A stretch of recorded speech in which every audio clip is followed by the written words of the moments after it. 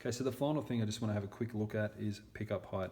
If you're looking for a starting point, what I would suggest is to aim for about 2.4 mil clearance on the bass side and about 2 mil clearance on the treble side.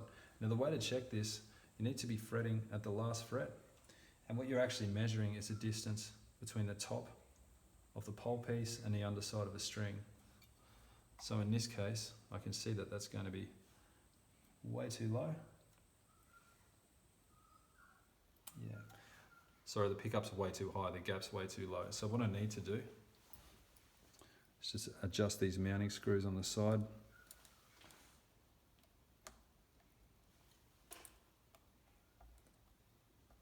I'm just turning those counterclockwise to lower them.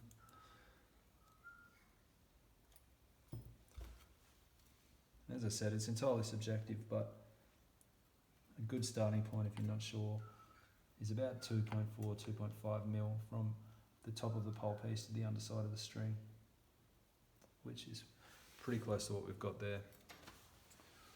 Okay, so that's pretty much how you complete a basic setup. As I said, once you're more accustomed with the guitar and you've played it more, you'll probably want to come back and repeat some of those steps.